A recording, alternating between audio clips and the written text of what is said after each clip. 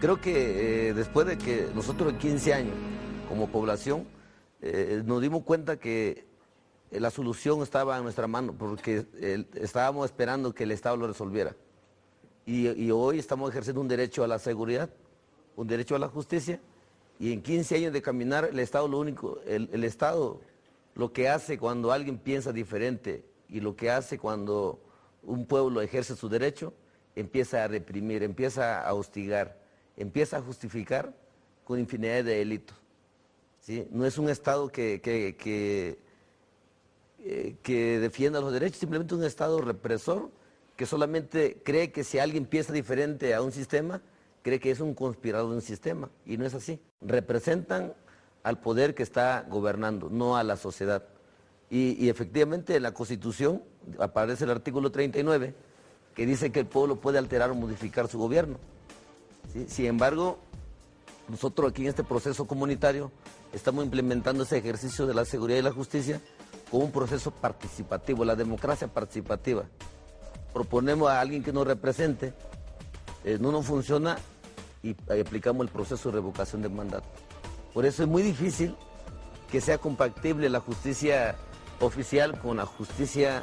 en que hoy estamos aplicando la recuperación de los derechos, la justicia que nosotros como pueblo ejercíamos. Entonces, sin embargo, a 15 años de experimento de recuperar los derechos, nosotros nos hemos dado cuenta que la solución está en nuestra mano, no del Estado. Al Estado no le interesa resolver el problema de la gente, porque para él... Ustedes, jueces, Ministerio Público, la policía la organizaron, la armaron ustedes mismos, que mantiene la seguridad. Surge de que cuando se inició solicitamos al Estado la seguridad, nunca nos lo brindó. Propusimos crear una institución para la seguridad. Cuando ya entregábamos los detenidos al Ministerio Público, ¿qué hacía el Ministerio Público? Que solamente le cobraba el dinero, se amparaban y no resolvían el problema de la inseguridad. Cuando entregamos los primeros detenidos nos lo libraron, eran liberados. Pues se decide en buscar mecanismos de justicia y empezamos a investigar el pasado. No venimos a investigar a la UNAM o alguna escuela de derecho, sino nos fuimos a investigar a nuestro pueblo cómo impartían justicia antes. O sea, nos regresamos hacia atrás, ¿sí? Y fue de que nos dimos cuenta que la justicia comunitaria, la justicia de los pueblos indígenas, era una sanción psicológica, no de privación de la libertad. Yo resaltar quizás continuando con lo que Bruno ha expuesto, también resaltar ahí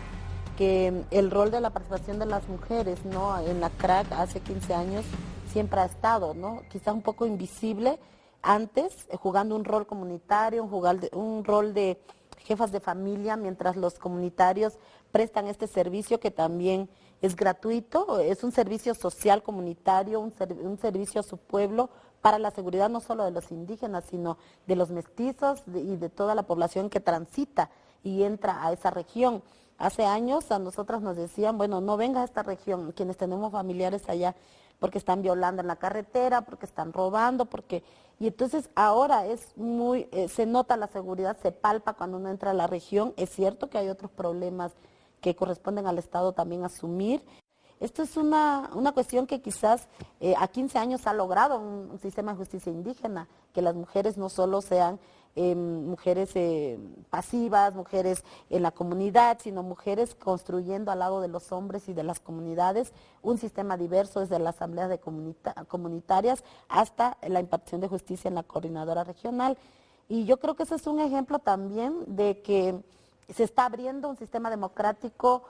propio para donde todas las voces sigan construyendo. No está todo terminado, justamente un proceso en construcción a 15 años. Y yo quisiera remarcar ahí solamente y disculparnos con las mujeres de este país que han vivido vejaciones y que no accesan a la justicia, en el sentido de que quizás ponemos algunos ejemplos muy fuertes, como el caso de Valentina Rosendo e Inés Fernández, que sabemos que ya llegó hasta la Corte Interamericana de Derechos Humanos, que hay ya una sentencia y hay unas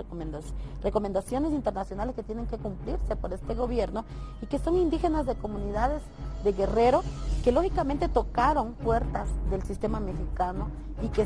que son pruebas entonces fieles, vivas, testimonios vivos de las violaciones y la falta de un acceso verdadero a la justicia, cómo impera la impunidad, que hay un principio, como dijo Bruno, hay principios colectivos. Es decir, en una ciudad tú puedes enfrentar algunos sucesos de estos y se ve como, bueno, es ella, su cuerpo, su vida, es una persona. Y adentro de la comunidad eres parte de un todo, de una cuestión integral que tampoco nos deja solas y que exigimos que mejoremos las condiciones adentro, pero que esto al frente de México se vuelve una cuestión todavía que nos va a llevar muchas décadas y quizás otro centenario, garantizar que queremos ser ciudadanas plenas, no queremos ser solo mexicanas, sino indígenas con una ciudadanía más accesible, ¿no? Pues espero que no tengamos que esperar otro centenario más. Es muy importante, entre otras cosas, esta sentencia reciente de la Corte Interamericana de Derechos Humanos sobre el caso de las mujeres violadas en Guerrero. Y yo creo que eso demuestra de que se puede acudir a instancias no solo nacionales, sino también internacionales cuando se trata de violaciones a los derechos humanos, y que eso es un mecanismo que cada vez más utilizan las organizaciones y las comunidades indígenas en México. Y tenemos pues un caso muy importante, que es el que tú has manejado, Larisa, desde el principio, que es la controversia constitucional que un gran número de municipios en México interpuso ante la Suprema Corte hace años, cuando se discutía en el año 2001 la reforma constitucional. Y yo creo que el público de hoy, el que nos está acompañando el día de hoy, a lo mejor no está enterado de esta experiencia tan importante para mejorar el sistema del derecho para los pueblos indígenas y de los derechos humanos de los pueblos indígenas. ¿Nos podrías decir algo al respecto? Sí, pues fue un movimiento en el año 2001 a propósito de pues toda esta dinámica que nació en el país a raíz, años atrás, del surgimiento del Ejército Zapatista de Liberación Nacional, que, como podemos recordar, como resultado de varios encuentros entre autoridades, organizaciones y el propio ejército, resultan los llamados Acuerdos de San Andrés, que no son otra cosa más que algunos acuerdos mínimos que permitían reformas al marco normativo en el país para dar cabida justamente a este nuevo sujeto colectivo de derecho indígena, y una serie de derechos, empezando por el derecho a la libre determinación, con una modalidad muy específica que se llama autonomía, y una serie de derechos que derivaban también de esta situación. Y lo que sucedió en aquel entonces, recordaremos, es que una de las propuestas era precisamente que hubiera una reforma del Estado, por cierto, ¿no?, ahora ya olvidada casi 10 años después,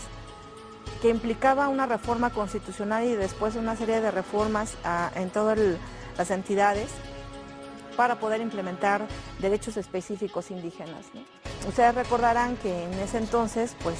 se presenta una iniciativa, varias iniciativas más bien de diversos partidos políticos, y al final de cuentas nace o sale una iniciativa que justamente desconocía varios de los acuerdos a los que se había llegado en San Andrés La Raiza, en Chiapas. Entonces, un conjunto de abogados, porque realmente tendría que decir que no fui nada más yo, sino más varios compañeros abogados y abogadas, indígenas y no indígenas, de diferentes lugares, nos sentamos a idear qué mecanismo podríamos todavía agotar después de que pues habíamos sentido una traición claramente política, ¿no?, de parte del Ejecutivo, de parte del Congreso, y decidimos innovar. En ese entonces apenas estaban también ejercitando diversos mecanismos constitucionales, en este caso la controversia, y lo que decidimos fue impugnar no el contenido de la reforma, sino el procedimiento de la reforma. Desafortunadamente, en aquel entonces los integrantes de la Corte no entendieron qué era realmente lo que se estaba discutiendo, y ellos nos alegaban que pues, no se podía impugnar el contenido de la Constitución, que es nuestra Carta Magna, y por más que teníamos reuniones con los ministros, decíamos, a ver, no estamos impugnando eso, estamos impugnando el procedimiento, ¿no? ¿Por qué? Porque hubo irregularidades no solamente en el caso de la falta de consulta, sino también que se requería cierto número de votos de las legislaturas, por ejemplo, locales, para que pudiera implementarse la reforma constitucional. Y pues nos habíamos encontrado con que el día que habían dictaminado que se aprobaba la reforma, pues muchas legislaturas locales ni siquiera habían sancionado, o después de que se había decretado en el Congreso la reforma, es que estaban sesionando los estados, estaban mandando por fax horas después de sesionada la sesión en el Congreso, y pues nosotros decíamos, esto es claramente ilegal.